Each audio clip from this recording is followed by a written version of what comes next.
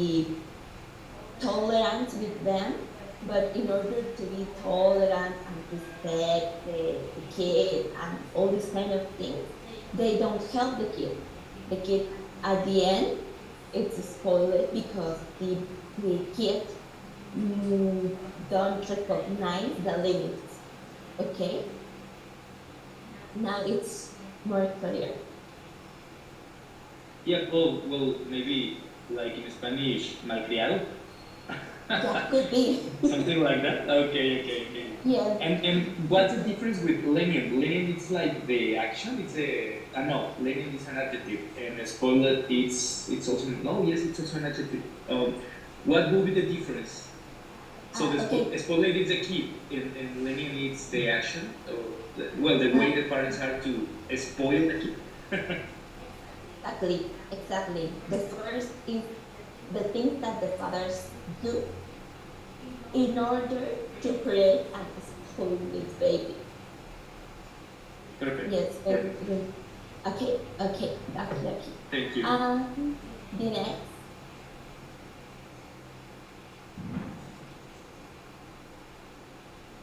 The next picture.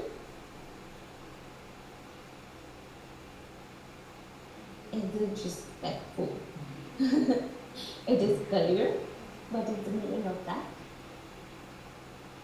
Yeah. Okay. The next is neglectful. So it's clear what's the meaning of this. No, I don't know that word. Neglectful. Yes. Yes, like in Spanish, I understood. Yeah, like in Spanish. Okay, and the last one. Power struggle. Do you know what is that? Well, they are fighting for the power, right? It's like exactly. a power fight. I mean, the right way to say it. Yes, exactly. It's a competition for the power. No? It could be violent also, but yes, it's a competition. And now we will watch the video. Okay.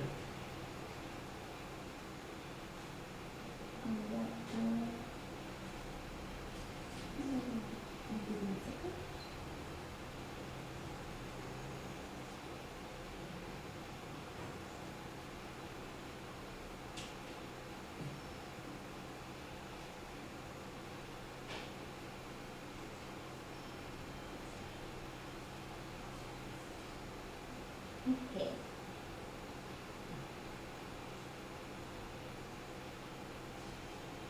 Tell me if you found my image. Oh, my video, sorry. I could close. Okay. Yes?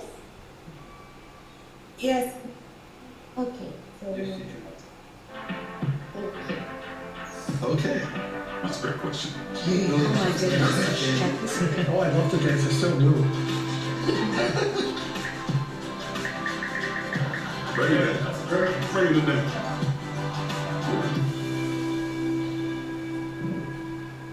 I have a son. He serves for the United States Air Force. I would love to have twins. I just like to see like how hard it is because apparently twins are hard to care for. I would love to see how that works.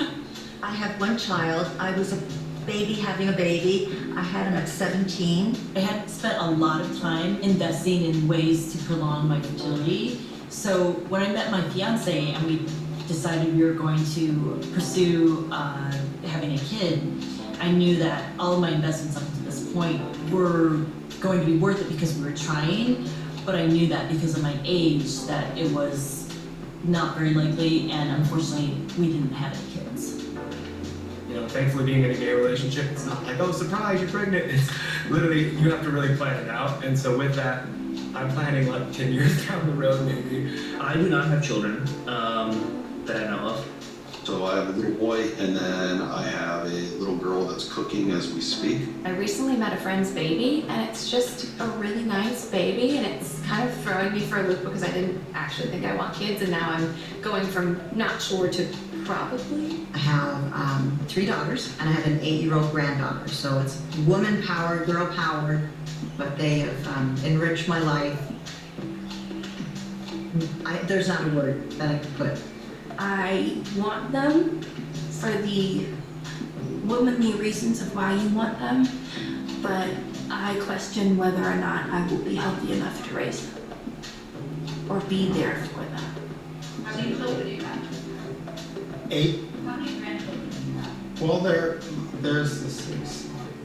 Because I have them in my phone because A ballpark. well, I have like 23 grandkids and about 13 great grandkids. It's a big family. Someone that is understanding, loves their child unconditionally, just being very present. I think a good parent is someone who is emotionally stable and mature and ready to be a parent, and that those are most of the areas where I've seen parents falter, including my own. And if I were ever to be a parent, I would want to be in such a state that I could give everything necessary to a child. Who knows? Who really knows? I mean, everybody's got an answer to that. I don't know. I just do the best I can. There's a term in Yiddish which is being a mensch, being a good person. I think my job in life is to make sure that both my children turn out to be mensches. Being attentive to your kids and being the best person you can. Listening and being able to say, I'm sorry I messed up. Me. Children know a lot more about what they need or what they want or what they're saying than we think they do. And I grew up in a very strict family, in a very strict household. And so I think having an equal balance is very important. And I don't think a lot of people really focus on finding balance. Oh gosh, no expectations. Do everything you're supposed to do that's all positive during the first 6 years of their life. That's the foundation. So usually when you have a child, you're still trying to formulate your own life. But you need to dedicate most of all your life to the child, to your children. The best advice I can give to new parents is be patient with each other, have each other's back. Because especially that first few years, like you're not gonna sleep. Don't spoil your child. Enjoy it, because when they turn 15, 16, they're gone. It's really, really hard to not tell them how to do things or make suggestions, and I had to learn that. But you need to support your kids and you need to be there for them, whoever they turn out to be and whatever they choose to do. Cherish these days because they are fleeting in an incredible sense. They go so fast. All right, it was great. Like, come on, right?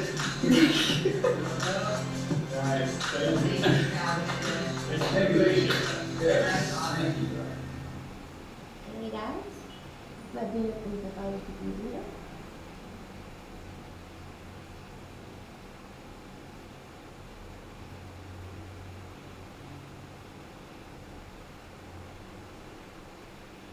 Guys. Well, I think it's really good to play that specific topic because look, I feel really identified with the millennial first.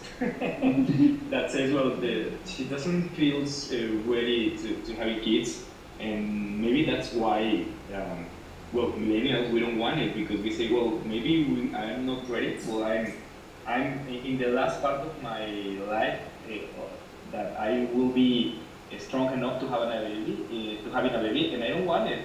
So maybe what is going to happen to a lot of us, it's the thing that the second or third millennial said. No, it was her Generation X, right? That she said she was waiting until she couldn't have a baby when she finally decided.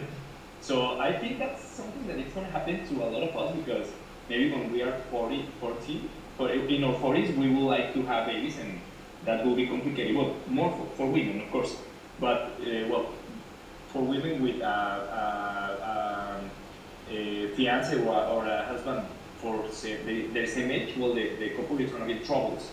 But I think that's next for us.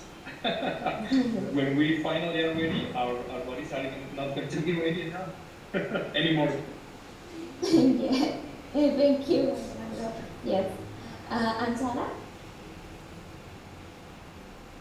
I found something interesting in this video, and I think it is related with, I don't know if it was Beatrice's comment, that it has, well, having or not children, it has to be with cultural aspects, no? Because in this video, even they were baby boomers, I don't know if it was a woman, but she only had like, well, she had a small family, no, not a big one.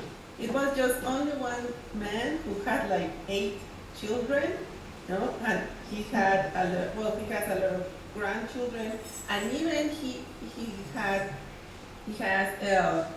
grandchildren, no? But it was only one, and I think it is related with, I don't know, with economical aspects, with cultural aspects, no? Because, well, first of all, they are not Mexican, so it is completely different, no? And the economical status, I don't know if it's correct.